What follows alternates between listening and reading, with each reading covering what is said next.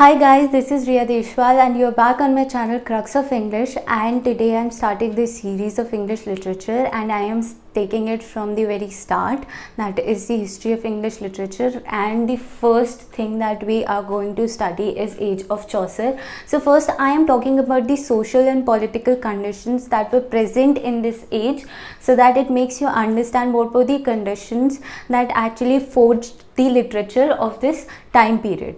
Okay, so let's start. The time period of Age of Chaucer was 1340 to 1400. Okay, these were the three major incidents that actually made writers write about. So these were the three major incidents that actually forged the English literature of that time period. So these were the social and political background that was present in that time period. So let's see the first one. It's 100 Years' War. The time period of this war was 1347 to 1453. So what happened was that England and France was in a conflict to take over the territory of England. तो क्या हो रहा था, that was कि England और France एक war लड़ रही थी. किस चीज़ के लिए? इंग्लैंड की जो टेरिटरी थी, जो फ्रांस के अंडर थी, वो फ्रांस अपने पास रखना चाहती थी और इंग्लैंड उसको वापस पाना चाहती थी, और इसलिए इन दोनों के बीच में एक वॉर हो रही थी. ऐसा नहीं है कि ये वॉर इस पूरे टाइम, दैट इज़ 116 ईयर्स, ऐसा नहीं है कि ये पूरे टाइम चली थी. There was time periods in this particular time that there was peace, but the major wars that actually shaped the future of this war were these three: Battle of Crécy, Battle of Poitiers, and Battle of Agnicourt. I would suggest, if you're watching this video, please make notes of all these important points, because these are the points that actually are relevant for your NET preparations or whatever you're doing, your graduation or masters. It is these points are the ones that are relevant for the people who are studying English literature. The next one is, it kind of provided people with a sense of English identity, the sense of national identity in all the English people. So आपने देखा होगा कि कभी भी कोई war होती है या फिर कोई लड़ाई हो रही होती है, सो हमेशा लोगों में एक जागरूकता आ जाती है, एक दूसरे के लिए ब्रदरहुड की सेंस आ जाती है, जिसकी वजह से जो नेशन की आइडेंटिटी है वो बहुत स्ट्रॉन्ग होती है. So that's what happened in this war. Now the next one, black death.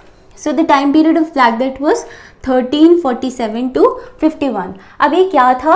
It was a plague that was basically spread by rats or infected bees, or there was people to people communication of this disease, or it was through air.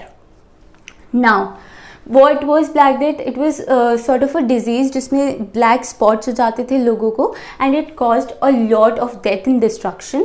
So almost 1/3 of the population of Europe died in this plague. Now the next one, because people were dying and there were not certain medical conditions to cure this disease, because of which the common people actually started questioning the authority of clergy. तो आपने देखा होगा कि कभी भी अगर कोई problem हो रही होती है कंट्री में, तो हमारे जो लीडर्स होते हैं हम उनको लुक फॉरवर्ड करते हैं, हम सोचते हैं कि वो हमारे लिए कोई स्पेसिफिक मेडिकल कंडीशंस लाएंगे या कुछ ऐसा करेंगे जिससे हमें हेल्प मिले. लेकिन जब ब्लैक डेथ बहुत ज़्यादा फैल रही थी तो लोगों ने ये क्वेश्चन करना शुरू कर दिया कि जो उनके लीडर्स हैं वो एक्चुअली काम कर रहे हैं या नहीं कर रहे हैं. Now next one, peasants revolt. It was in 1381 and it was led by Wat Taylor. So what happened was कि 100 Years War हो रहा था, और इसकी वजह से जो कंट्री के बजट्स थे वो बहुत ज़्यादा ओवरफ्लो हो रहे थे, और जो लीडर्स थे, उनको मनी चाहिए था, जिसकी वजह से they increased the taxes on the common people and they were made to pay these taxes to fight the 100-year war. So what the common people thought was कि ये हमारी लड़ाई नहीं है, ये क्लर्जी की लड़ाई है या किंग्स की लड़ाई है, सो हम लोगों को इस चीज़ के लिए पे क्यों करना पड़ रहा है, and that's why they started this peasant revolt. Okay, let's move on to Chaucer. So Geoffrey Chaucer, he was born in 1340s. The actual date is actually not known. So he was the father of English poetry, because he was the one that is supposed to be the one where the English poetry actually started. He was the first poet to be buried in Poets' Corner in Westminster Abbey. So आपको पता है कि एक poets corner है जहाँ पे Westminster एबे में, जहाँ पे जो बहुत रिनाउंड पोएट्स होते हैं उनको बारी किया जाता है as an honour. So he was the first poet जिसको वहाँ पे बारी किया गया था. He was the one who introduced rhyme royal. It's also written as this. You can write it either way. So he was the first one who introduced rhyme royal, which is actually 7 lines in iambic pentameter. It is a stanza जिसमें 7 lines होती हैं iambic pentameter में. He was a great satirist. So what he did was he actually observed people and he observed their features and what their characteristics are, and he was very observant of how people actually react to certain conditions, and he was the one who was such a great satirist that he put every character of his in such a real portrait of themselves, which you will see in all of his works, but mostly in Canterbury Tales, especially in the prologue. If you have actually read it, you would see that in prologue to Canterbury Tales he has actually portrayed every one of the characteristics as it is an art gallery, and it is also called by certain poets as an art gallery of Chaucer. Okay, so let's move on. We're going to talk about different phases of Chaucer's life. Chaucer's life is basically divided into 3 different parts.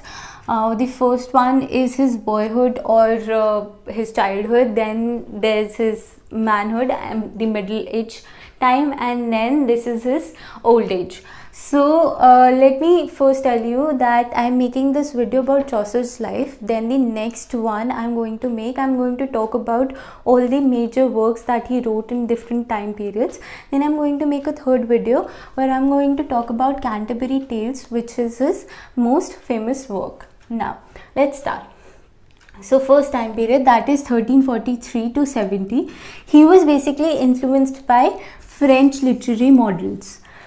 Then the next is that he has an active life as a diplomat in this time period too. So let me tell you a fun story. When he was 19, he was taken as a prisoner in a siege, and he was ransomed out by Edward III, and the money that was taken for the ransom was actually taken from the royal purse. Now he became the squire of the royal house. He was actually the squire to Countess Elizabeth. The next is he married Philippa Root. Philippa Root was the sister of Duke of Lancaster.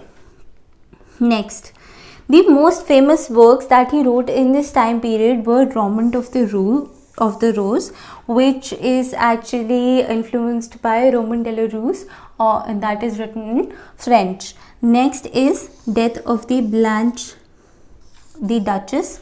We're going to talk about both these work in the next video. Next one, the time period is 1370 to 1385. There is a prominence of Italian influence in this time period because he used to go on a lot of diplomatic missions to Italy, and therefore he was influenced by the literary characteristics there. he went on diplomatic missions, and the most famous works that he wrote in this time period was Troilus and Cressida and House of Fame.